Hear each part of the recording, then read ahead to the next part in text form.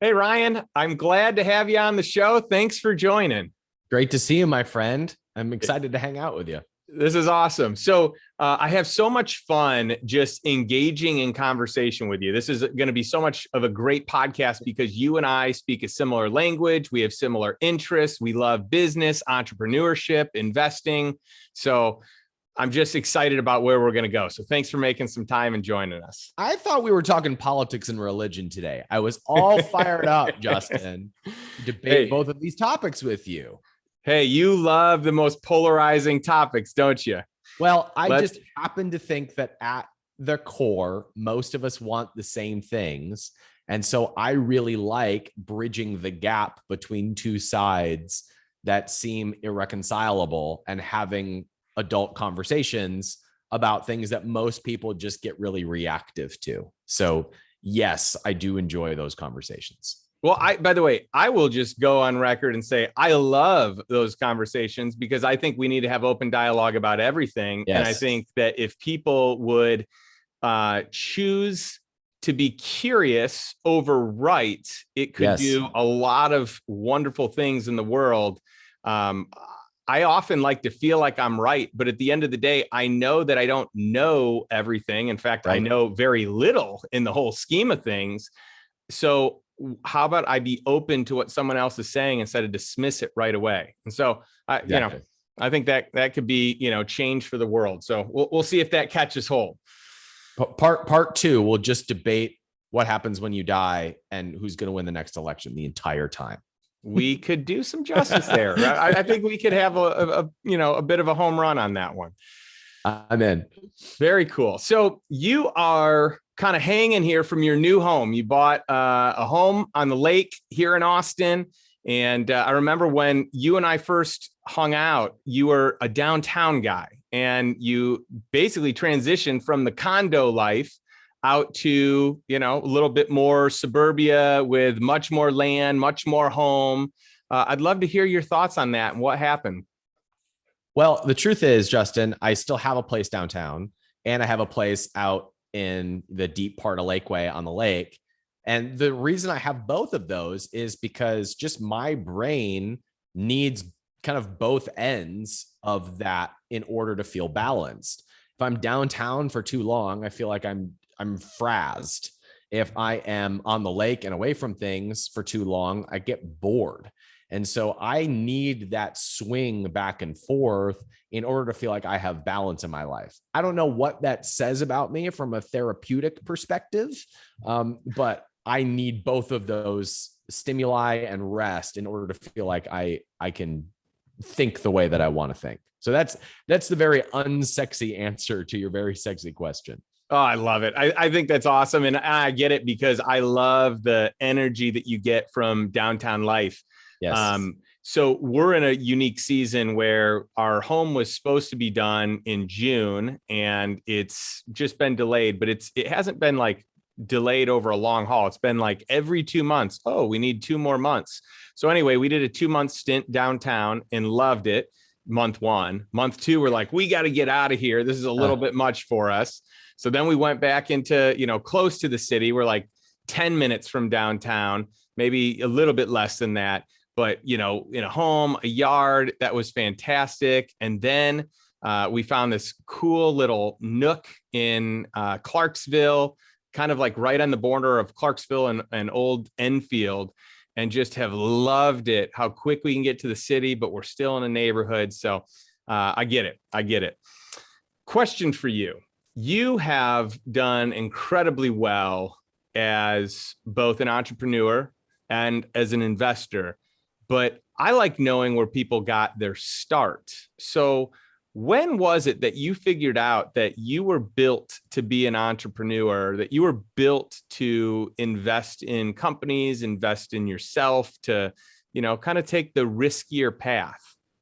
Ninth grade computer class, we were given this assignment of writing about or typing about or researching our chosen career. And my chosen career was investor. And this wasn't one of the available options. And so when I spoke with my instructor about this, they told me that's not a career. You're going to have to choose investment advisor. And I said, I don't want to be an investment advisor. I want to just be an investor.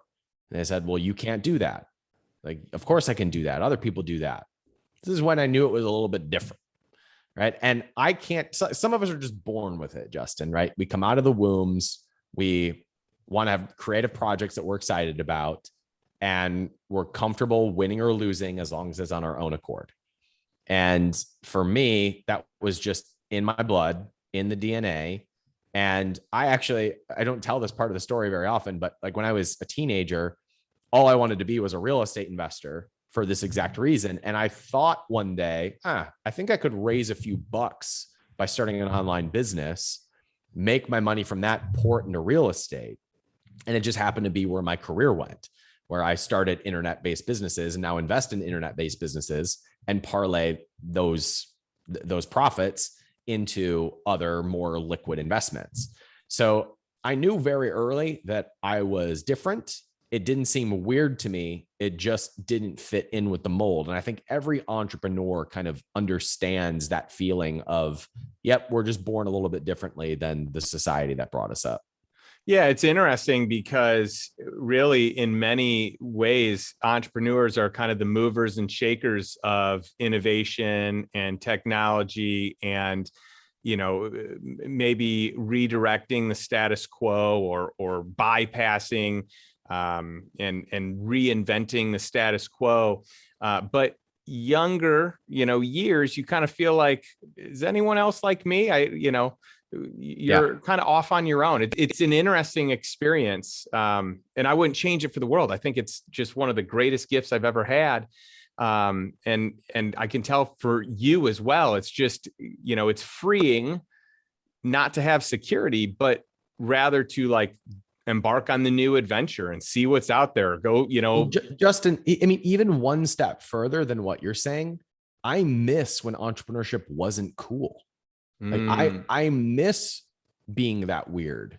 When I go home to Cleveland, I live in Austin. When I go home to Cleveland, I notice that I'm the only entrepreneurial minded person within a 10 square mile radius. I freaking love that. Like I love playing that hand. Like I love that if I see an apartment building for sale, or if I see a business that I like that I'm thinking about investing in, I may be the only inquiry. I miss that. Like entrepreneurship's cool now. Everybody wants it. Everybody wants to do it. I miss being the lone wolf that's weird and doing things differently than everybody else. So yes, there is that sense growing up for a lot of us that we're the only ones who think this way. And I think that's the best. I mean, where I have made a lot of mistakes in my career, Justin, is when I have stamped that out on behalf of trying to model other people too much. I want the result so bad, so I reverse engineer what somebody else did, and then I go and do that. That's like stamping out my own creativity. We want this game for the freedom so that we can fully express who we are and be fully in expression of our creativity. But we stamp that out by looking at what other people are doing, myself included. I've been so guilty of this. This is a recent blind spot of mine that I've noticed. But I miss the lone wolfness, right? It's when you are most free to be fully creative. And so I wanted to stick that in there because it's not just about finding like-minded people. It's also about being committed to your own uniqueness, because that's what we're playing this game for anyway. Yeah, being true to who you are. That's awesome. And obviously living within the values that you hold most dear for yourself, for your family. Right. Yeah, I think that's incredible. I'm curious how so first of all, we've known each other for a while, and I never knew the story that you started this online business to make money to invest in real estate. That's really cool. Right. So right. I mean, that to me is like the most predictable way to freedom. Right. Yep. And so entrepreneurship, I learned to be an entrepreneur. Wasn't the plan.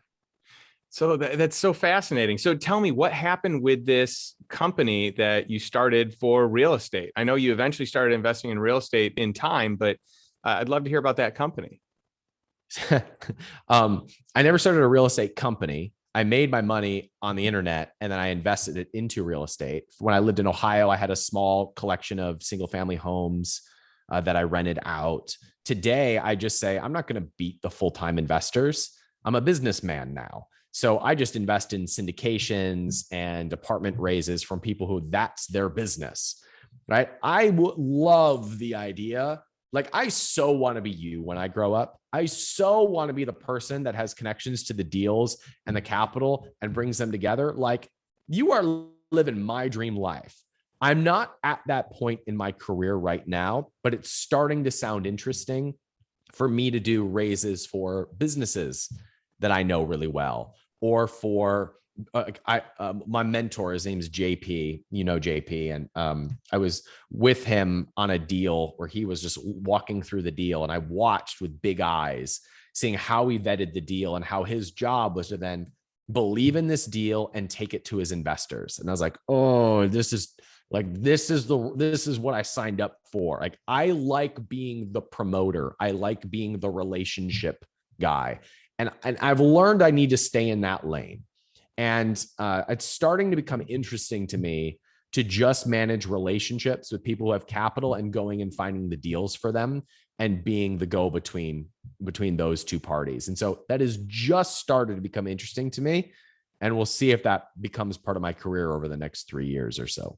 Oh, that's cool. Thanks for the kind words. And by the way, I love JP. For those of you that haven't checked out his episode, JP Newman and I spent some time, and he dug into all kinds of investing and kind of his past career before he became a real estate investor. And, you know, his projects are incredible. So I love that you've got a great mentor to learn from, because that guy just oozes wisdom. Yes. Very cool. So you then, you know, started this company, you scaled this online business. Tell me more about what happened, you know, prior to the exit, because eventually you were acquired and for a great sum of money. But I'd love to hear some of the story in the inner workings there.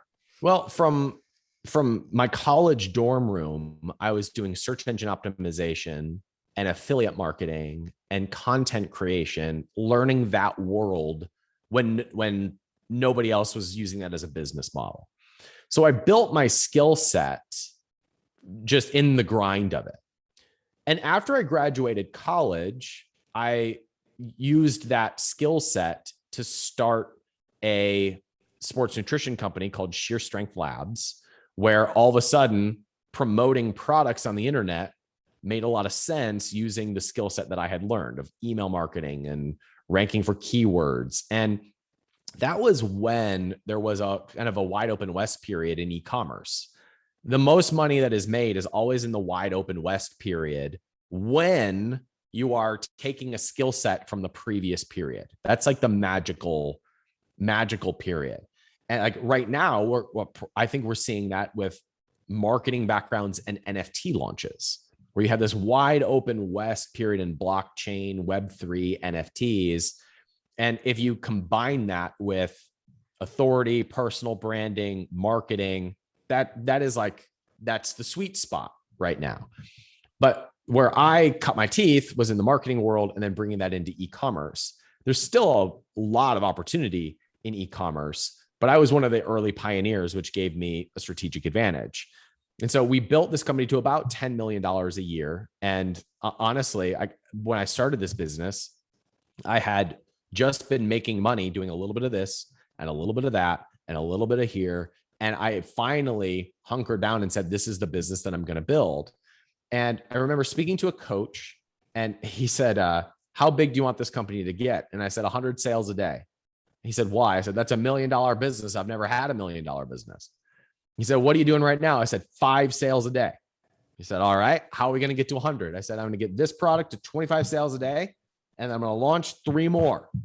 And then I'll have 4 products doing 25 sales a day, average price point of $30. That's $3,000 a day. That's $1 million business, right? And that was the dream. And to this day, like, I've told that story 1,000 times. I tell it on pretty much every YouTube video that I do. And that's like the click for entrepreneurs. So like, oh, like, I don't need to build $1 million business. I just need to get 1 product to 25 sales a day. How do I do that? Well, I need to learn 1 of 9 skill sets to be able to promote a product that I believe in to get it to 25 sales a day. And then I need to duplicate that 3 more times. $1 million business, life changed. We now have a business that can be scaled or sold. And my partner and I went from that 1 million over the next 3 years to about 10 million, had our exit. And now I help and invest in entrepreneurs that are following similar models. And I invest my profits into other long-term assets. That's awesome. I love that story. And I love the way your mind works, Ryan, because you break things down into their simplest form. So instead of saying like, hey, I just have these big goals, it's like, no, actually, we just need 25 sales on this product. And then I need 3 more and boom, we're there.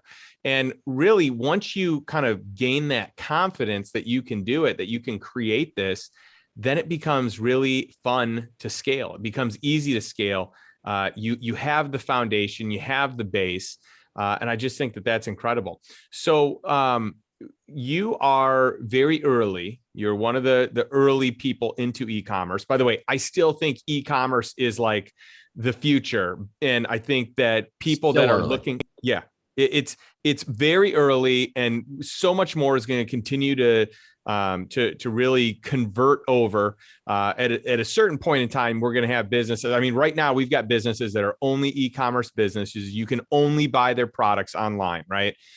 We have a lot of brick and mortar that are seeing every single year that a larger percentage of their retail sales are happening online. And so I just love this space. I've invested a lot in this space, but you are a true expert here. You not only lived it, you not only started a company, but you have also coached and advised many other people in the space. Hundreds. And I'd love to hear, kind of how that evolved to what it is today.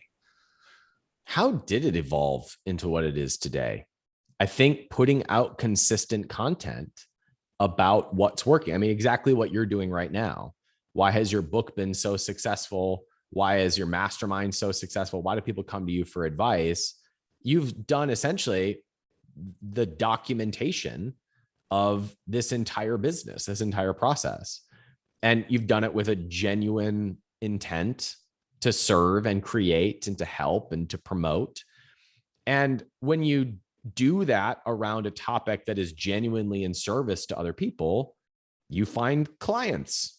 If you get those clients' results, they tell other people, things start to grow. It's tempting to kind of talk about like, here's what I did and here's the result that I got. But what I've come to understand, especially with entrepreneurs, is like we put that on a pedestal and then we compare our own results to that and feel bad about ourselves. Like, Justin and Ryan have been podcasting for a long time, like not going to be able to catch up with that. When in reality, the domino that you push over is always just what is in service to one person. I think the reason why a lot of our entrepreneur students have built 7-figure businesses is because half my work, 80% of my work is getting them to think about what is best for one person. How do you spoil one person? How do you get one person on your email list? How do you write one piece of content that connects to one person? Like, how do you just help one person? And in that mindset, you end up knocking over other dominoes that lead to the results that you want. It's when we try to skip over all of these other steps that we get into trouble. It's when we try to go right for the result that we end up missing where all the action is, because we're now thinking about what we can get out of it rather than what we can create out of it or what we can create for someone else. And that's just not how the world works. So for me, it's just been 10 years of putting out content that I think is valuable, being good to our customers, doing my best, which isn't always awesome, but always consistently showing up to try to do the right thing, to try and create value. And sometimes you get breaks as a result of doing that. Yeah, one thing I can say with just total sincerity is that the content you put out is incredible. I've seen the content. I mean, I will tell you, little secret here. When you came up with the idea to buy and own capitalism.com, I was like, genius. I'm so mad I didn't think of that. This is brilliant. And so I'm just so happy that you're doing something incredible with it, Thank you. because it's like the most brilliant business, domain name, everything. Thank you. And yeah, so where did that come up with? Like, where'd you come up with that rather? I finally cast a vision for what I wanted to create out of my messaging and my branding. And everything that I stand for can be wrapped up in one of two words, either freedom or capitalism. And to me, those two words are very similar, but capitalism is the system through which we create freedom by serving one another. And if you look at my formative years, when I went to college, I was studying business during the 2008 recession and the 2008 presidential election. And so my formative years are me studying business and economics during a financial meltdown and a presidential election that shaped history. And there was so much that was wrapped up in that word capitalism that really reflected the values that came out of those formative years. A belief that government does things less efficiently than private markets, that individuals who take personal responsibility create change better than any government or any institution can. The idea that freedom always wins, that freedom is an unstoppable force and we just need to get out of its way. The idea that entrepreneurship is the greatest vehicle for creating positive change in the world. All of these ideas came out of those formative years. And the best word that I could think of that enwrapped all of that was the word capitalism. And thankfully, it was owned by someone who was trying to keep it out of the wrong hands. We came up to a price. I bought the domain, and I've been building my platform and my business on top of that domain ever since. That's such a cool story. And I love that the person who sold it to you basically had to vet you to make sure correct. you were the right fit to carry the torch of capitalism. That is really cool. Exactly right. And it meant a lot to me when he followed up a few years later and said, I sold the domain to the right guy. That made me very proud. That's cool. I mean, that has got to be just an incredible feeling to know that I mean, at the end of the day, we want to live up to the standards that we have placed on ourselves.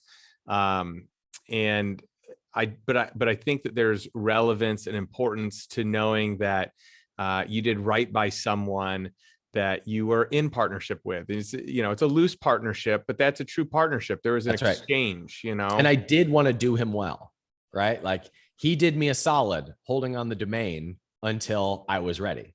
That was a solid. He bought the domain when it was officially released, so he did me a solid and I wanted to do him well. That's cool. Well, one thing that I know about you is that you run incredible events. And so I went to, I think it was like either the first or second capitalism conference you ever put on. And I just absolutely loved it and became a huge fan immediately. You offer great value. You bring in great people. Your network is incredible. And so I'm curious what made you decide, hey, let me go into the conferences space, because this is, I mean, I threw my first conference and retreat this year, and it is a heavy lift. I mean, it is not for the faint of heart. I mean, I learned real fast that I need to get out of the weeds of this and just hand it off to someone that can do it, at a much higher level than me. Yeah. People tell me you should have an event every 3 months. And I was like, sure. I'm glad you think so, because it's 6 months of work for almost no money. Yeah, that's right. It was 2015 when we decided to have my first event. And between you and me, Justin, I and everyone, the thousands of people who are listening, between us here, this small group here, I had $500,000 in retained earnings from my businesses. And I risked all of it. Wow. And I just decided that I had reached a plateau in my life and my business. And the only way for me to change that was to get around a different level of person, to get around different level of thinking. And so I decided that I was willing to risk the 500 grand in retained earnings I had for a long-term investment of the people that I would meet. And so I booked all the top speakers that I could think of, like literally booked all of them. Gary Vaynerchuk, Grant Cardone, Robert Herjavec, Jeff Hoffman, Pat Flynn. I mean, it was just a stacked deck, at least at that time. And it was like my way of saying I'm here to play. And I mean, you should see my wardrobe from this event. It was horrible, right? It was like very clear that I had no idea what I was doing or how, or like who let me dress this way. I have no idea. And my thought was I'll at least offset a lot of the costs by selling tickets. And thankfully we broke even, but it was 6 months of work to put on one event, maybe longer, maybe 9 months of work to put on one event to break even, which is a terrible business model. And Right. 3 years in, you realize that it's no way to run a business. Like being in the events business is not a business. You have to have some other piece of that. And like I was lucky in the sense, after the 2019 event, we decided that we would take a year off and build the foundation of the business that is capitalism.com, which was fantastic timing to not plan an event. So we spent all of 2020 and 2021 really building the foundation of the business because we had been going from event to event to event to event and just brought back the event in 2021. I think it was our best one we've ever had. And now we actually have the foundation of a business to scale on capitalism.com so that the Capitalism Conference can be our Super Bowl rather than this thing that is the thing that drains us and leaves us, breaking even after 9 months of work. Yeah, you don't want the Capitalism Conference creating socialism or anything like that, right? Yeah, you need the profit in order to not be socialist. So it's interesting because I remember the years you didn't have it, and I was like, oh man, I look forward to that because you just bring such great people, and I always would have good insights. And for me, it's always about one idea. I just go to an event, and my goal is to take one thing away. And by the way, maybe I get lucky and take 20 things away, but my mindset is a very low bar to achieve because all I have to do is get one thing. And I'm like, oh, that was totally worth it. Can't wait for next year, Right. And so I would always walk away with a lot of takeaways. And when you guys didn't have it, I was looking for different events, and it's funny because there's not a whole lot out there that I put at the caliber of what you were doing. So even though you weren't making money, you were offering incredible value. Now you got me beat because for my event this year, I held it at the Omni Barton Creek, which I think is like one of the nicest places in all of Austin.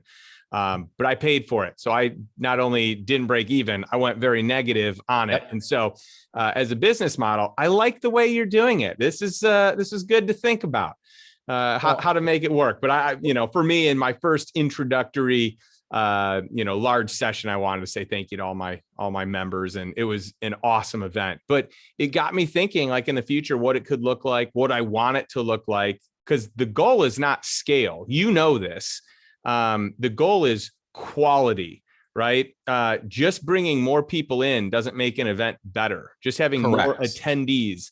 And in fact, having more attendees just immediately complicates it. So I think having that plan and having a vision and knowing kind of what you want to provide and how big do you want it? Is this open to the public or is this just open to a certain amount? You hit that number, you're done.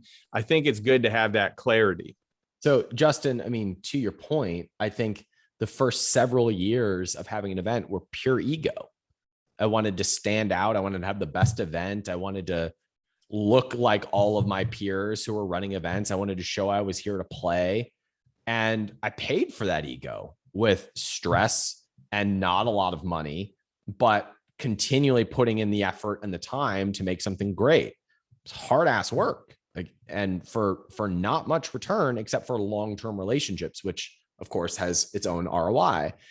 And it's only now that I feel like, okay, I get it now. Making decisions from ego results in stress and lack of results when we are actually trying to create the best experience possible. You end up getting all the things that the ego wanted. So it's being in that place of saying, what do I truly want to create for other people and what brings value rather than what makes me look good? And I think for 3 years, I was asking mostly what makes me look good. And that ends up losing time, energy, and money. When you're creating, you end up getting all of it. Yeah, what a great takeaway and realization. And your event this last year, I invited a whole bunch of members of my mastermind, and we came, and it was fun. It was a great event. You did very well, and I'm excited to see as this new model and what that looks like as you grow it into years to come. So thank you. Nice work there.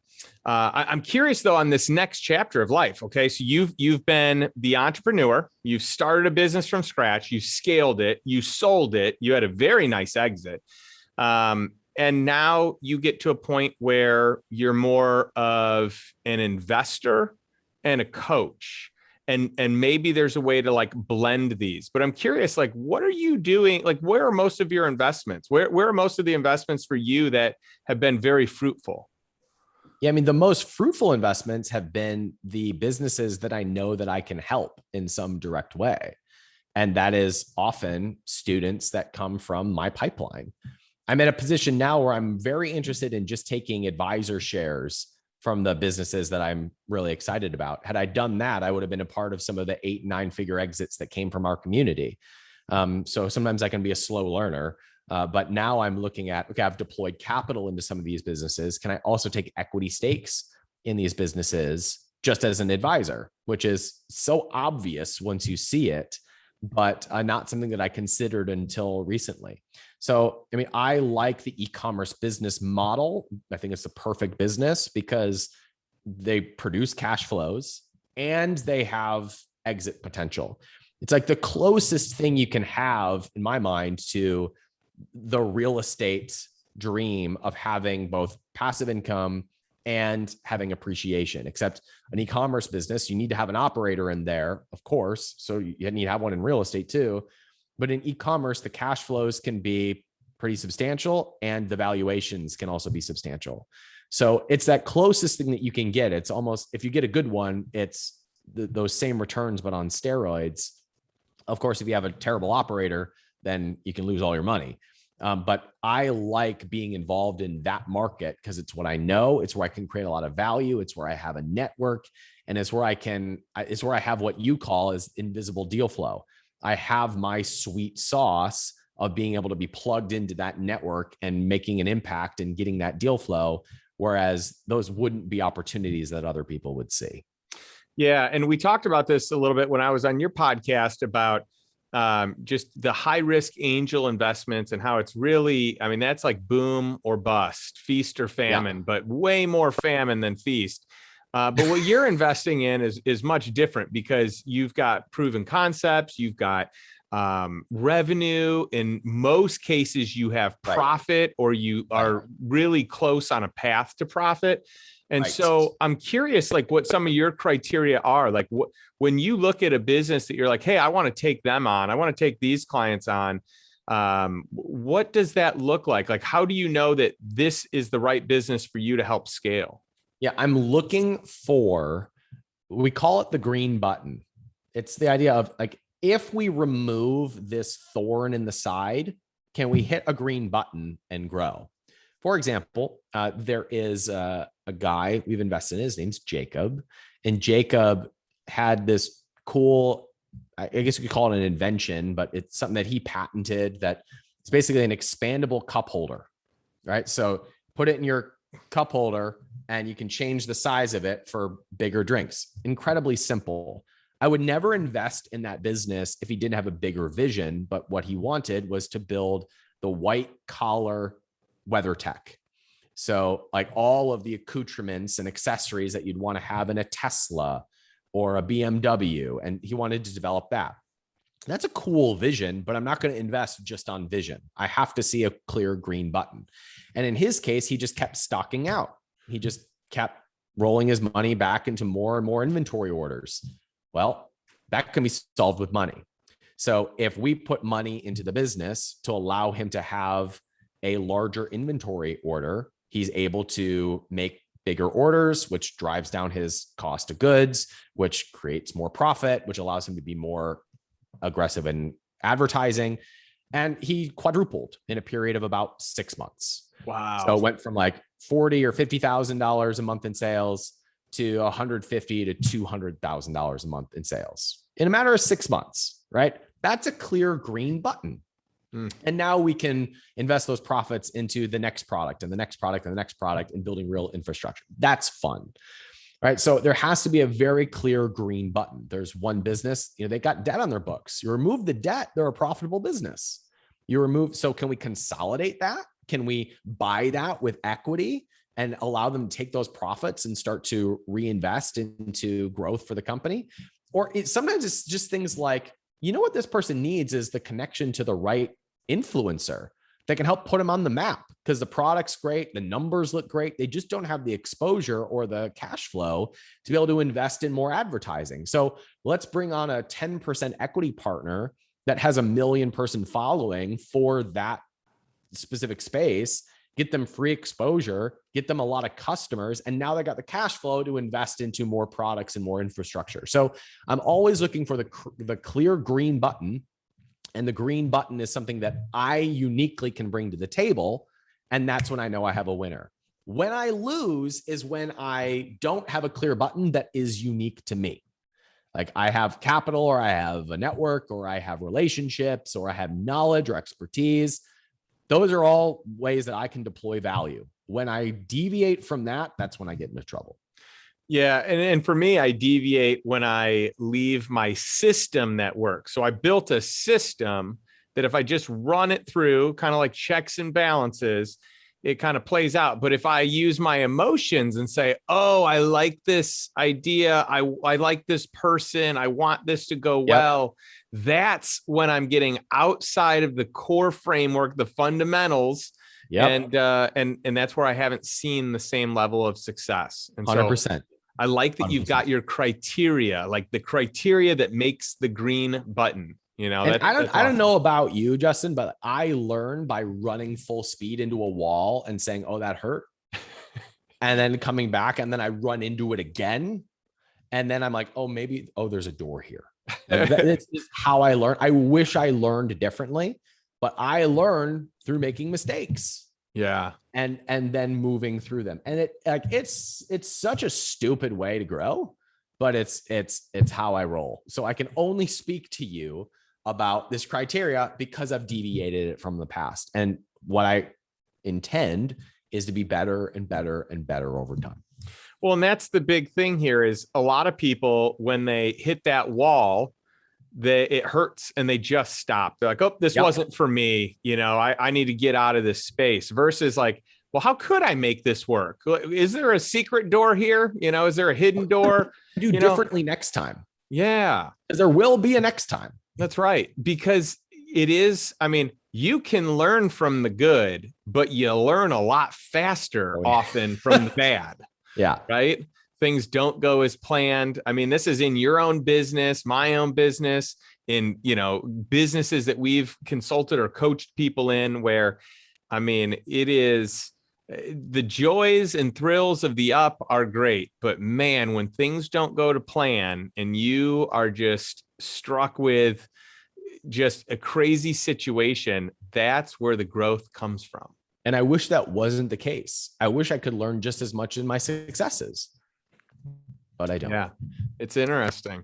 So what are some of your plans for the future, for, where you see capitalism.com going, where you see your brand going? You've got, an incredible podcast. You've got a mastermind. I'd love to have you share a little bit more about what you have going on and kind of what your plans are for the future.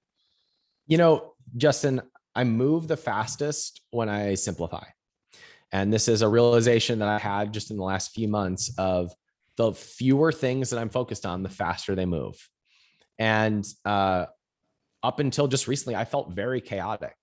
It was fires over here and this over here. And like, I run the podcast and a YouTube channel and launching a new product and then writing a book. And it was just not your life where you wake up and, you're with your family and you have breakfast and you go work out. Like, not that. Right. I am in the process of being much more intentional about knocking over the next domino, because I want more of that open-ended schedule that I think you've been really good at crafting. And so for me, it's looking at what is right in front of us that we need to attack. And like this quarter, as simple as this sounds, it's building sales systems.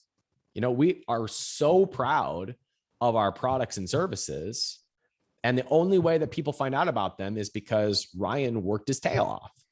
And I do podcasts or videos or write a book or write emails to the list. It's like me running around on a hamster wheel versus having very clear sales systems for any of our programs. And so it's like the profit that we make is a result of Ryan's chaos rather than there being a really clear system for it. And so this entire quarter, like we're recording this in February, all of January was building the kind of foundation of that. Right now we're hiring a lead acquisition specialist and a salesperson. We have our front end offer that we're starting to dial in. Like it is very boring, fundamental stuff that I've just avoided for most of my career. And so it is really fundamental stuff to free me into a higher level of performance.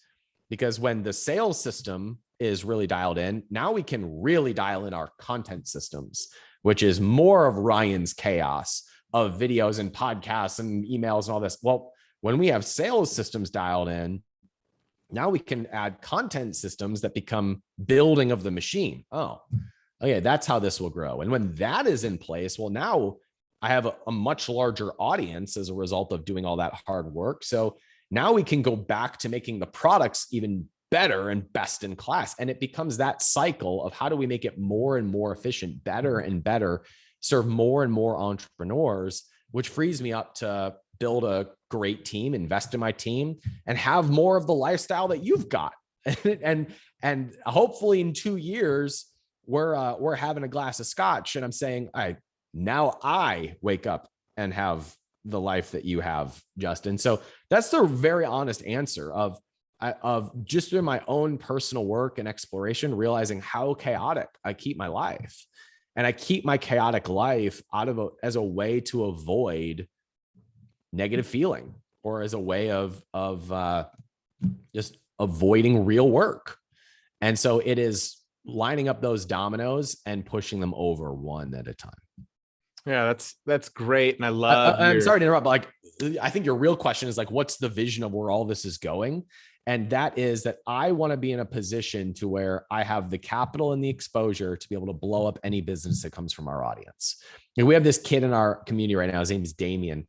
He's been working for a year on this cookie brand that just launched, right? For a year, he was like in the grind of it, just like forcing to make things happen. I'm so proud of this kid. He finally launches, does $11,000 in sales in his first 5 days, which he's like out of his mind excited, right? I want to be in the position to where I go to my investors and I say, look, we're putting $250,000 into this guy's business. Okay. And I'm going to have him on the podcast and he's going to go lift from this. Like, I love that puppet master role of being able to say, this is a great idea. We're going to blow this up. Or this is a great syndication. All of you should put your money into it. Not investment advice. I'm an idiot on the internet. Don't listen to anything that I say. But I want to be in that position to where when there are cool opportunities and businesses and entrepreneurs that I want to back, that those resources are there and I get to play the role of deal maker. Like that's where I want to go with this, because I believe entrepreneurship and capitalism is the way that we create positive change. So I want to be in the position to see the positive change that can happen, bring it to my audience, bring it to my investors, and incubate that idea and put it on the map. That's where all this is going. That's awesome. I love that. That's powerful. And I agree with you that entrepreneurship, capitalism, that is the way of the future. That is what's going to create the change that, we need. So that's amazing. What is, tell us a little bit here about your mastermind and then where people can find you, Ryan. Yeah, I mean, my mastermind's closed. I only now do private clients and businesses that I've invested in. So my mastermind, my back room, is where I've either invested money in somebody's business or I have equity stakes or like a one-on-one relationship with them. So I stopped doing the mastermind model because I wanted to go deeper with the people who are in my community. Best place for people to find me is my podcast. It's called capitalism.com. Or like if they're in a position where they're saying, all right, like I want to build the $1 million business, my book 12 months to 1 million is the playbook for going from 0 to $1 million business in 12 months. It's a hypey title. Gary Vee said, this is a really douchey title, man. And I was like, I know, but it's true. So it's a playbook to building $1 million business. You can find that, anywhere you want. Well, anytime you have Gary Vee just even weighing in on anything, I think you're doing pretty well. That's awesome, Ryan. Thank you. Super cool. Well, I'm excited for people to hear more about this. I know there are a lot of people in my network that are in this space. This audience has a lot of entrepreneurs, a lot of people in e-commerce. I mean, in fact, there are a ton of people in my mastermind that are in e-commerce. And so have done very well. So I'm excited for them to, hear this, learn more, be able to connect with you. So thanks so much for, really just taking the time to join us and to play all out here today. And thanks, Justin. I've been so impressed with your meteoric rise to what you've built. So I'm impressed with you as well. And I really appreciate having me on. Well, thank you very much. And I'll leave this episode the way I leave all my episodes. What is the one step that you're going to take today to move towards financial freedom and a life that's on your terms, by your design, not by default? Thanks, and we'll catch you next week. Take care.